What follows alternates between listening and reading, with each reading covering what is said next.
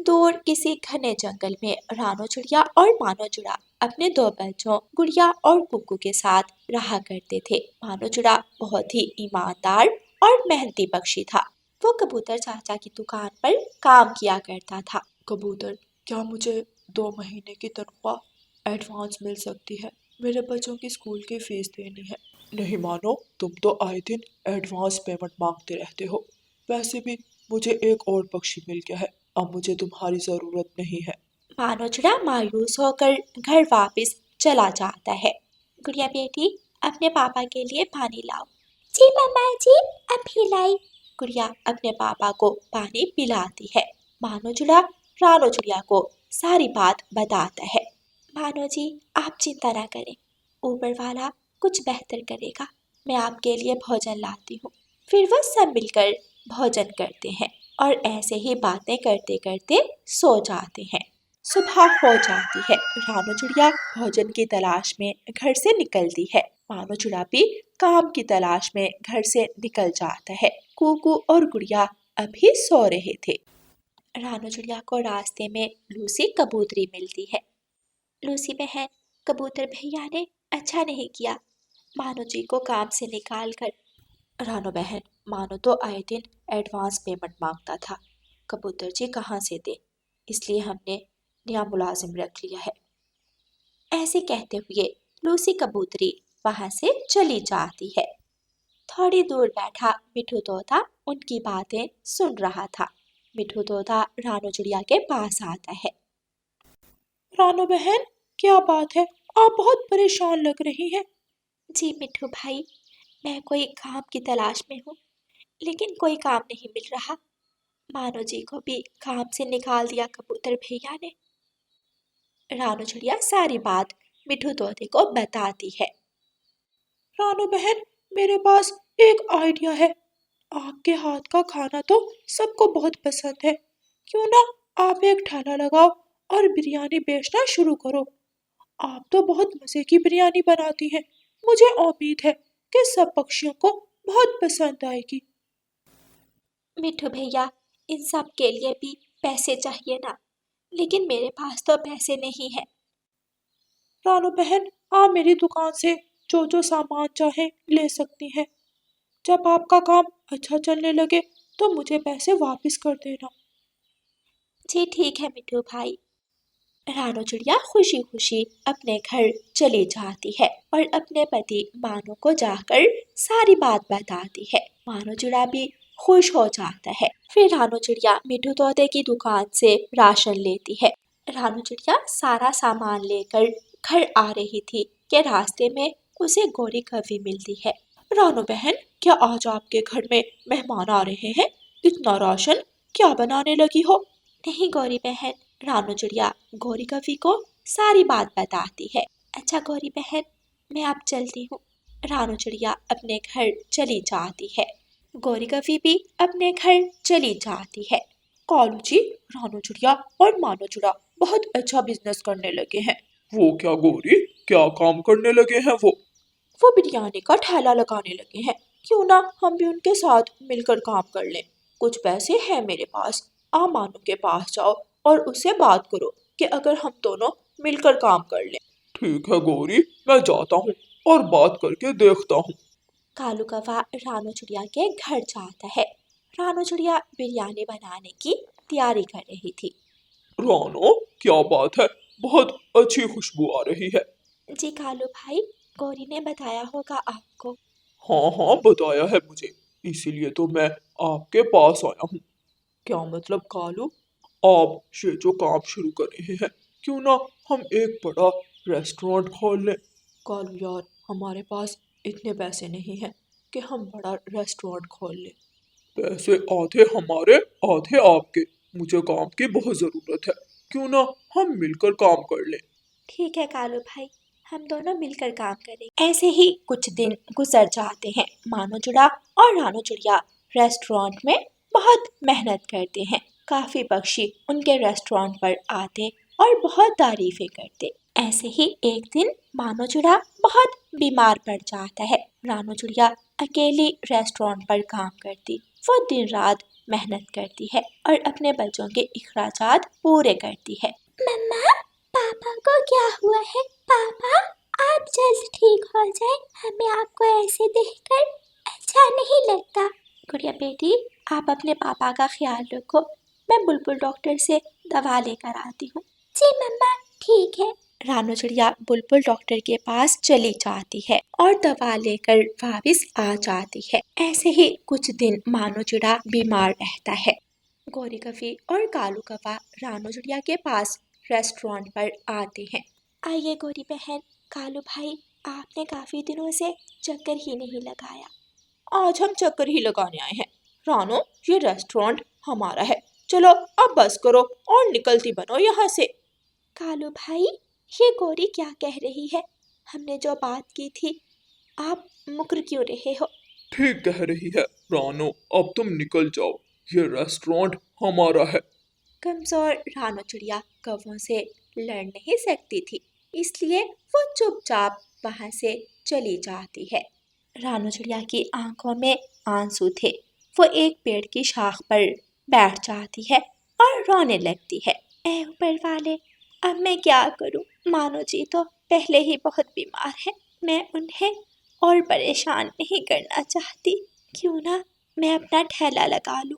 ऐसे सोचकर रानो चिड़िया वहां से उड़ती है और अपने घर चली जाती है। रानो चिड़िया अपने बच्चों को खाना खिलाती है और सब सो जाते हैं। ऐसे ही दिन गुजरते के रानो चिड़िया हर रोज ठेला लगाती। उसके ठेले पर काफी पक्षियों की भीड़ लग जाती। दूसरी तरफ गौरी कवि और कालू कवि के रेस्टोरेंट पर कोई पक्षी भी ना जाता।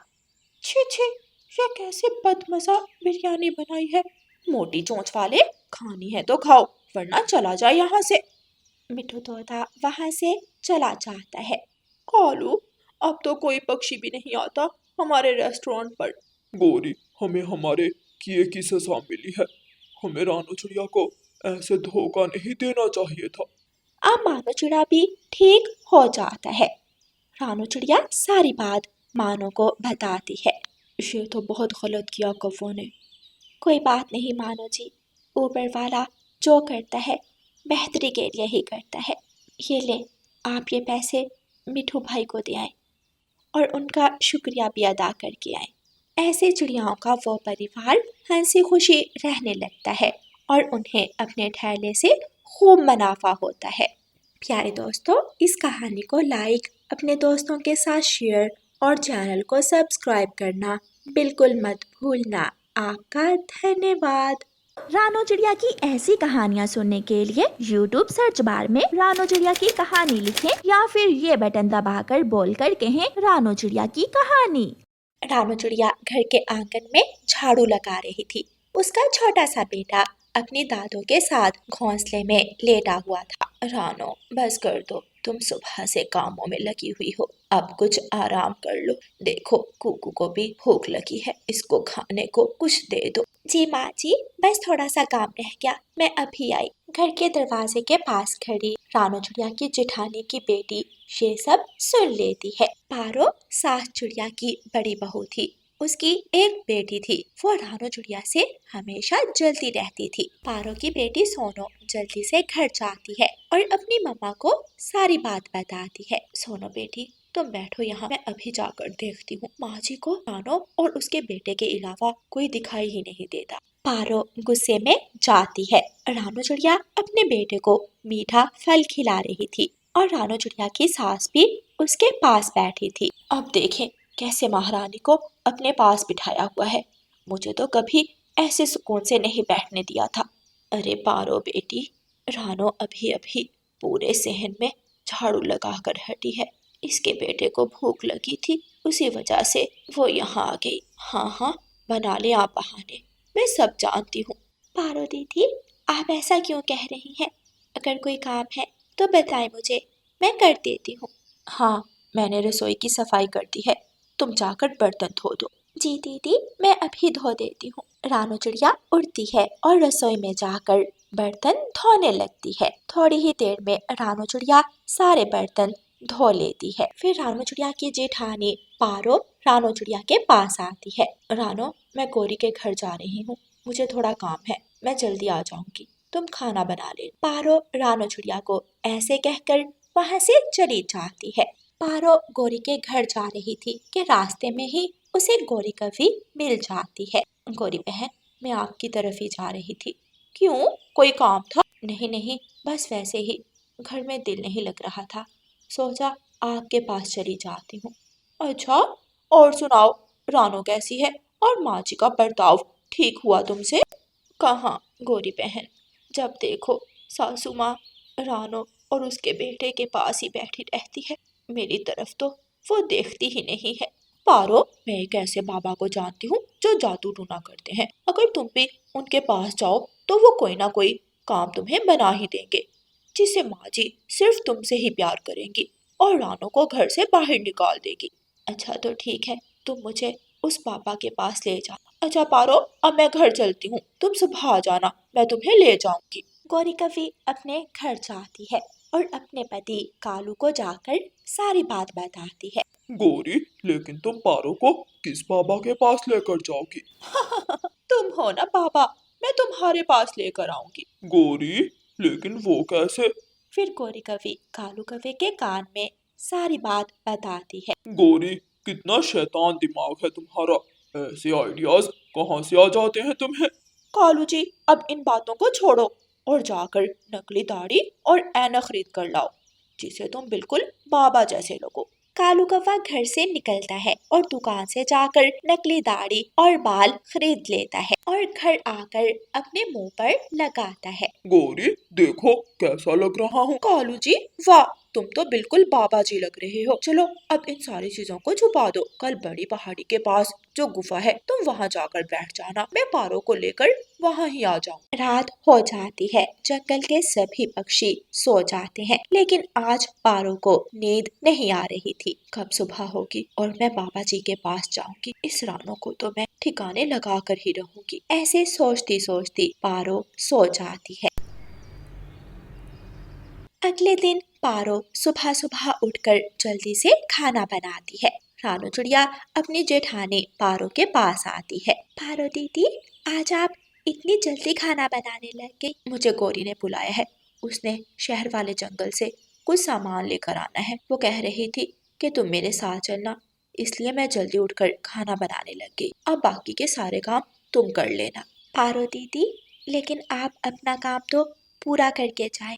अच्छा, आज बड़ी तुम्हारी चौंच चल रही है, कर देना काम, कोई नहीं तुम्हारे पंख दुखते। पारो खाना बनाकर खुद खाना खाती है और गौरी कवि के घर चली जाती है। आगे पारो, चलो अब जल्दी से चलें, बाबा जी अब तक बैठ के होंगे। गौरी कवि पारो को साथ लेकर गुफा की तरफ चली जाती है। कालू कौवा अपना भेष बदलकर बैठा हुआ था। पारो बाबा जी को अपनी सारी बात बताती है। हाँ, हो जाएगा, तुम्हारा सारा काम हो जाएगा, तुम बेफिक्र हो जाओ। बस तुम्हें कुछ गहने जमा करवाने होंगे और कुछ पैसे, इस तरह तुम्हारा काम बहुत जल्दी हो जाएगा। जी बाबा जी, मैं आपको गहने और पैसे ला दूंगी, बस मेरा काम होना चाहिए। पारो, ये बाबा जी बहुत पहुंचे हुए हैं, इनके पास जो भी आता है उसकी मन की मुराद जरूर पूरी होती है। पारो अपने घर वापस चली जाती है। रानो चिड़िया और उसकी सास आज फिर आंगन में इकट्ठी बैठी हुई थी। पारो ये देखकर जल जाती है। पारो अपने कमरे में जाती है और अपने सारे गहने निकालकर एक पोटली में बांध लेती है और घर से निकल जाती है। रानो बेटी, ये पारो अभी आई थी और फिर से घर से निकल गई, मैं जाकर इसको देखती हूँ, ये आखिर जाती कहाँ है। रानो चिड़िया की सास अपनी बड़ी बहू पारो का पीछा करती है। पारो फिर से उसी गुफा में चली जाती है। आगे पारो, तुम लाओ, कहाँ है गहने? पारो गहने निकालकर गौरी कवि को देती है तो सासू माँ ये सब देख लेती है। तभी वहाँ एक बड़ी सी चील आ जाती है। कालू, चील चील आ गई। गौरी, कहाँ है कालू? मुझे तो कहीं कालू नजर नहीं आ रहा। कालू कौवा जल्दी से अपनी दाढ़ी उतारता है और वहां से भाग जाता है। चील आकर पारो को पकड़ लेती है। छोड़ दो मुझे। पारो रोने लग जाती है। पारो की सास पीछे से आती है और एक बड़ी सी लाठी उठाकर चील के सर में मार देती है। चील गिर जाती है और बेहोश हो जाती है। पारो और उसकी सास दोनों वहां से उड़ जाती हैं। घर जाकर पारो बहुत शर्मिंदा होती है। पारो बहू, तुम भी मुझे उतनी ही प्यारी हो जितनी रानो। बस उसका बेटा छोटा था, उसी वजह से मैं उसे काम कम करने देती थी। माँ जी, रानो मुझे माफ कर दो, मैंने आप दोनों के बारे में गलत सोचा। फिर रानो चिड़िया और उसकी सास पारो को माफ कर देती हैं और वो फिर से खुशी खुशी रहने लगते हैं। प्यारे दोस्तों, इस कहानी को लाइक, अपने दोस्तों के साथ शेयर और चैनल को सब्सक्राइब करना बिल्कुल मत भूलना। आपका धन्यवाद।